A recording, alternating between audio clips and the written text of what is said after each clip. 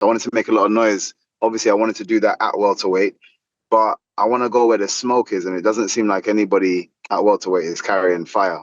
Final guest of the day. Always a pleasure to talk to him. He's going to be in one of the massive fights on next weekend's UFC 319 pay-per-view in beautiful Chicago, Illinois. Back at the United Center, of course, headlined by Dricus du Plessis, defending his UFC middleweight title against the one and only, the undefeated Khamzat Chimaev. A very interesting middleweight contender fight on this card. Involves former UFC middleweight title contender Jared, the Killer Gorilla, Cannonier, going up against Michael Venom Page. Now, this is interesting because pit stop for him at 185 and that he was going to go back to 170. Well, here he is. 2 in a row is a thing at 185. So let's get some answers from the one and only Michael Venom Page, who once again is very kind enough to join us on this Monday evening. Hello, Michael. How are you, my friend? I'm always good, man. Always enjoy coming on the show. I hope you're well. This is a nice looking car here. What is this, a Maybach? What do we have over here? It's a Bentley. Life is good for MVP. I love it. I love it. Well, thank you as always for coming on. And so can we start there? Was I wrong? Did I misread the situation? I thought that was just like a fun little pit stop and then we were back down to 170. You know what? That's exactly what it was supposed to be. Like I said, when I first came in here, I said, I'm in it for the big fights and, just make as much noise. This is like the last lap for my, MVP's career. So I wanted to make a lot of noise. Obviously, I wanted to do that at welterweight, but I want to go where the smoke is, and it doesn't seem like anybody at welterweight is carrying fire. So it seems to be very political and of who you can fight and who's ready to fight. And I called out everybody and I got no answers. So I was like, you know what? Yeah, for me to just get another fight, let me just fight at middleweight again. And Jared's an amazing, fighter to kind of share the cage with. So, why not? So was this their idea? Meaning, did they come to you with a welterweight fight that maybe didn't materialize, or did they like the idea of you sticking around at 185? They being the UFC. They offered, after that last win, I was expecting some really big names, and the name that I got, and I'm not going to offend anybody, so I'm not going to say anything, but the name that I got, I was like, this kind of doesn't make sense. I just beat one of your prospects, and technically, the way it looked anyway, that if he had beaten me, he's looking at title elimination and then moving forward. So what does that mean for me? This guy's supposed to be your prospect, a young up and coming guy, talented, and I've just beaten him. So I was expecting like a bigger name, and just didn't come. So I thought, I'll just push it. I'll just push it myself. I'll ask for a few people, and that's exactly what I was doing. Even at the UFC London, when I was there, I was calling out a few people. And again, normally I don't usually call people out, but I thought that's probably the best way to make something happen. Didn't hear anything back. Didn't hear it. No, there was no responses at all from anybody. It's like, and then, I was hearing from in the team, it's like, it's just very difficult to match you, which says to me, like, people are just kind of, I don't like to do the avoiding game, like, but I think just people are being tactical about who they want to fight next. But I wasn't interested in waiting for, another opportunity to get back in the cage. So I was just like, cool, let me stay at middleweight and fight. These guys seem a lot more ready and willing. Did you like the fact that it was on the same card as the middleweight title fight, or is that just like a bonus? Does that not really come into the thinking? That was just a bonus, to be fair. I like the fact that it's there. But yeah, that was more just a bonus. Okay. I have to be honest, when I saw this MVP Chicago, and I don't know if it crossed your mind as well, I went back to Douglas Lima. Because that fight didn't happen in Chicago, but Rosemont, Illinois is a suburb of Chicago, and people always kind of call it Chicago. Did you think of that as well? And is this the first time that you're back in Illinois since that fight? Yeah, so it'll be the first time that I come back since then. But to be fair, it was actually a friend of mine that reminded me that he's like, oh, because I actually forgot that's where I remember fighting there, and I just forgot who it was I fought. And then he reminded me that it was there. And but yeah, for me, like, those things never mean anything. It's just part of the story. And like I said, regardless, losing for me is just a part of my growth. I never see it as anything else. and it was a part of my growth. I managed to get that to get the payback and then continue growing in my career. So for me, it's just a part of the story, and it'll be nice. I like Chicago, so it's going to be nice to be back there, performing and just doing what I do best. Okay, I was wondering if there was any part of you thinking like, oh, I could right the wrong here, I could exercise these demons and all that stuff, but it doesn't sound like that really comes into to play. Nah. I never like to be too like superstitious in that way. Like I said, the only wrong that I needed to right was fighting Douglas Ema specifically, and I managed to get that fight again and then win. So for me, that's old news now. I saw an interview with Jared Cannonier with Submission Ready. You can still see me, right? You could Yeah, still okay. yeah.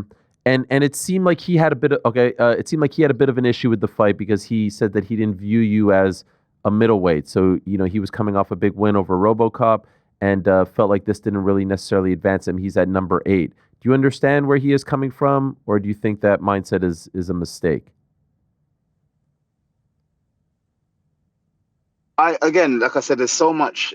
It feels a bit. I feel like the ranking systems has made everything a bit more political about where people want to go instead of just fighting. And I think that was always the great thing about the UFC is people just fought regardless of where they classed themselves at. And for me, it's a difficult one because I'm a veteran in the game with with an established name, but I'm not. I'm still a rookie or new to UFC. So I feel like the other vets in the game are not willing to really want to risk fighting such an awkward style. And yeah, I can be a bit of a headache for some people. But then again, it's like also not worth me being like a gatekeeper, so to speak, and just fighting new guys coming in either, because obviously I'm trying to progress myself. So I find myself in a bit of a weird situation at the moment. But yeah, Jared is going to have his feelings towards it. The fact is he accepted the fight and he signed the contract. So it doesn't really matter what it does for him now. And so once this comes and goes, and let's say I'm sure you're banking on it, you win. Now you're fully entrenched as a middleweight, right? Like now you're on a path here. You're not going to go back to 170. You're going to see how far this takes you. Well, or maybe not. Like I said, I'm in it. I'm in it.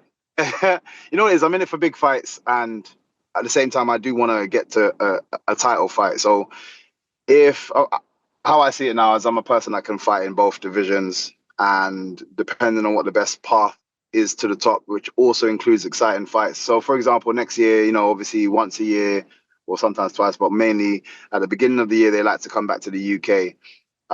Again, I still think a Leon Edwards fight is a great fight for the UK, and obviously that's going to be at welterweight. So if that's offered to me, I'd 100% accept that kind of fight. You know what I mean? But in terms of progression and moving forward, if there's if I'm told take this, I don't know who next, but take this fight next, and then you're in line to be a title eliminator or something where it seems to be less political, then I'll stay up here. Was the Leon fight ever in play? Again, these are people that I asked for. I kind of only want it really in the UK anyway, so technically it wouldn't have been in play right until next year anyway. So, but yeah, like it hasn't come up. I've mentioned it many times, but it hasn't come up, or hasn't seemed to be reciprocated from anywhere else. But again, I think everything's timing. Like I said, I think if it aligns for next year, that would be perfect. And I genuinely. It's out of respect, and it's more to do with what it does for other up and coming UK talents that can see two young guys that are from their country, from their areas, and that can really motivate and inspire them to say, look, I can do this too. To see two people at the top of their game fighting in a main event, that'd be great. I seem to remember after the Saudi fight that you said you wanted a quick turnaround. This is like around 6 or so months between fights. Was that what you had in mind, or were you hoping to come back sooner? That's what I'm saying. I was expecting to jump straight back into it. Okay. And like I said, I thought having an exciting fight like that in terms of who I fought against and who I fought, who I beat. I was expecting, I'm going to get offers left, right, and center, and it just didn't happen. Okay. And this is why it took so long, because again, I wanted to get down to welterweight or continue I fought at middleweight, and then I could just continue that camp and just continue cutting weight and get down to welterweight for another fight. And again, I just wasn't hearing anything, and there was just too many, seemed to be just uh, too many issues. But supposedly the division was very, like, everyone was already tied up, and it just seemed, I don't know. It just, for Yeah. me, it was irritating. Um, but this is why I was just saying I'm not waiting any longer. Let's just push for whatever fight's available. And getting this fight for me is still a great fight. Like you said, he's top 10 in the middleweight division. So it's still a sign of progression. Well, the silver lining is you got to make your debut as a referee Yeah. in the time off. What is this? What is this? Do you ref on like a KSI card? Was this a KSI card? Look at you here. I didn't Yeah, recognize you in the old school referee outfit. So basically KSI kind of did this new like TV show. Basically it's like they get, or any of his fans that can sign up and try to basically earn themselves a misfit contract. They have to do 4 rounds, win or survive 4 rounds technically. First fight, I think first round was against an amateur, then it's against a YouTuber or like influencer, then it's a misfit fighter, and then it's a pro fighter. And whoever manages to survive, and you get like money each round. It was quite a cool concept. And I got a phone call from him. He's like, if you're available, can you come down? I was like, look, I'm happy for him, happy to do it. So it was just, yeah, I ended up taking up a new job role. And weirdly enough, as soon as I walked in there was a young kid that I seen train in our gym at Shoot Fighters, but nobody knew he was, like, again, this was just open. I only heard about this a couple of days before. So, and we did a few guys that follow KSI heard about it, obviously, because they follow KSI, and signed up for it. And he managed to get selected randomly. He's a young kid, 19 years old, and he just went in there, and he's the only one that won. So like, and it's massive for him because I think he won like 15K, and for a 19-year-old to do that before he's even had an amateur fight is amazing. That's Kia Jami, right? Yes, Kia Jami, yeah. Shout out.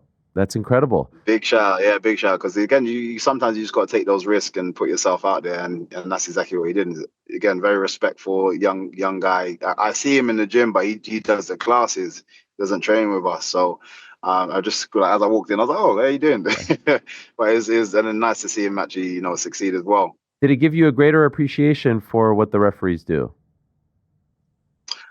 Weird enough, that's not the first time I've refereed. So, oh, really? Yeah, no, a good friend of mine, before even like influencer boxing like was as popular as it is now, a friend of mine, Ed Lofts, used to run a white collar boxing show, and he'd always ask me if I can come down and referee. So I've been in that position quite a few times. I've done a lot of his events. Yeah, over the years, he used to do an event called Victory Boxing. So I've done it before. By the way, you came up recently. We had Darren Till and Luke Rockhold on. They're fighting at the end of August. And Darren was going on this thing about, bare knuckle and why would I do bare knuckle? Everyone who does bare knuckle, it's just all washed up guys and all this stuff. And I was like, well, what about Michael Venom Page? He did it, because he was taking a shot at Rockhold for doing the bare knuckle and all that stuff. Yeah. And fair play to Darren. He did say, okay, you got me on that one. Not exactly washed up. I said he's doing even better now than he was back then, pre-bare knuckle. That being said, what do you think of that fight? And do you have a pick as far as who you're leaning towards? So what? And it's a boxing fight, right? It's Misfits. It's under KSI. Misfit. Okay, yeah. Again, the way Darren Till has been looking in boxing, he looks great. He's spoken about many times about he's done like some camps with the Furies and stuff, and you can kind of see that he's very competent. He had a very tough fight against one of my teammates as well, Darren Stewart, another ex-UFC fighter. He had a very tough go, but I understand, like, Darren Stewart has actually been a big part of my camp, this camp, because he's a robot, man. He's seriously just an android. He just walks forward, and you can hit him with everything, and he keeps coming. But again, Darren Till was able to kind of just edge that and come out on top on that fight. You can see how talented and how comfortable he is in the boxing. For me, it's still a shame that he's even not in the UFC anymore, because Yeah. I think he's a great personality. Again, talented fighter, and just a person that everybody would want to watch, because he brings it. But I know he had a few bad fights, but I definitely believe he could have turned that around. Yeah, I mean, he lost to DDP at the end of his UFC run, and that Yeah. fight has aged very, very well. What about that main event? Who do you like in the main event? I'll give it to Till. I'll give it to No, no, Till. DDP Hamzat. Oh, sorry, CD. I would say, it's a difficult one, man, because I feel disrespectful every time I say it, yeah. But I genuinely I believe this, and I genuinely don't understand why DDP keeps winning, because he's got such a kind of almost messy. He's like a super talented amateur fighter, and again, I can see like aspects of his technical ability, but it seems messy. Like, it's not a style that is appealing to me, but he just seems to know how to get the win and know how to kind of push through. Like, in all honesty, if this fight came up before, I'd be like Hamzat, and yeah, no, I'd just pick that, no issues. But DDP just knows how to keep grinding out a win. So for me, it's a hard one to even pick. Skill wise, I guess I would say Hamzat again, but DDP, like I said, he just seems to know how to grind out a win. I just think it's a great fight, and I'm glad I'm going to be front row to see that one. You're always doing a lot of interesting things outside of fighting. I understand that you're executive producer of 2 films coming out, right? Yeah. Runner and Mm-hmm. Weight. Yes, correct. So yeah, we like I said, I started a film production company. This one is Weight, I believe. Yep. And this guy Jonathan, seriously, I think I caught 2 exceptional actors. Ella, that's the other girl there, Ella Bardo. She's gonna be. She was so good. We actually casted her for both films, and she's actually in both of our films. Wow. And it was quite cool. Obviously, I started a new ITM production company, and it was just exciting to start something different. I also want to get into acting myself, but I was like, let me try and experiment and kind of learn the ins and outs from the back end. And yeah, this has been an exceptional. We had a great team. Kishan Lakhani, he does all of my. This is how we started. He does all of my YouTube stuff and all of my Instagram stuff. And we're both creative minds, and we just said, let's start this company and start making films. And literally, it's been fun. It's tough, difficult learning curves and things that you have to really pay attention to, but we're both enjoying it. But yeah, again, with that time off, I was able to kind of get busy elsewhere. So as much as it was annoying from the fight side, we did really, really well everywhere else. So yeah, and you know me, I like to stay Yes. busy. And you don't appear in either film, right? You're strictly EP. Yeah, so literally just wanted to executive producer, because this is my first projects. I really wanted to just make sure that I could just solely focus on the production and just making sure it ran. The team was good, and everything ran well. And seriously, there was people on that work with us. The Martina, our producer. There's like loads of people that are very experienced that all said that like they really enjoyed working with us. Not only, especially with Kishan, he as a director, seriously, he's a director that if you saw him, you'd have thought he was on his 200th film. Like, he's been doing it 20 years. He knew exactly what he wants, very meticulous. He just knows, and he knows how to guide people really, really well. And then yeah, it just made everything so much so seamless. And there's always hiccups on films and on set, but the team was just amazing. The team was really amazing. So that's the trailers for it. And then the film's going to be out soon, hopefully. We're just finalizing a few things, but it'll be out soon. Okay, so I was just going to ask. So you don't know when they come out? So we still got a few. We're still doing coloring. Like I said, there's a lot of stuff in the back end that we're just finalizing. And then it's also the marketing side of things that I need to learn as well. So we want to put the both films in for all different festivals, and and hopefully it wins awards. And the goal is to, when you start winning awards and getting recognition, then when I push, because we got a slate of things that we want to do, but it's going to require funding. So, if you've won awards and people can kind of see our work and see how, good we are, and we did this on a small budget, we can do that on a small budget. If you give us, you give us money, I'm telling you, we'll make something real special. By the way, are you a Man U fan?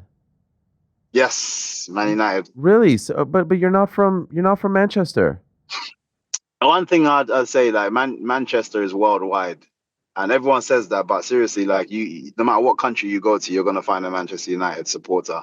For me, it was when I was younger, my best friend at the time, lived directly opposite me, and I was probably about 6, and he was a Man United supporter because his dad was, and I didn't really watch football at the time, and he would just say, "Oh, just tell everyone you support Man United," and then I would just say it. And then when I got a little bit older, I think it's about 10, 11, I was playing the game. It's like Pro Evolution. I can't remember which one, but that's when I started to learn the names of players, and then really started to kind of watch the game and just continue to say I support Man United. And to be fair, I love the team. Okay, because I saw you repping the kit, and I was like, London guy. I thought maybe Tottenham, Arsenal, one of those clubs. But I understand they are sort of the Yankees, so everyone, Exactly. Yes. When do you go out there? When do you go out to Chicago? So I fly next Monday. I fly out, so I don't need too much. Oh, wow. To adjust. Really? Yeah. I don't. Even with the time difference, 5 hours. No. Yeah, never. Actually, I think it's 6 hours. Yeah, I've never really had a problem, to be fair, going that way. I actually feel more tired coming back. Yeah. So when I get back to the UK is when I really feel it for about a week. But going out there, I've never really had an issue. And is life so much better as a middleweight? Like, meaning, like, what do you walk? What are you right now, if you don't mind me asking? So I'm like, it'll be like 90 kgs. So I'm not sure what that is. I know you guys do it the other way around, but 90 kgs, and I gotta get to 84. Okay, so that's 198. There you go. Yeah. Okay, so it's nice. 12 pounds. Yeah. What would you be if you were a welterweight? Would you be this big?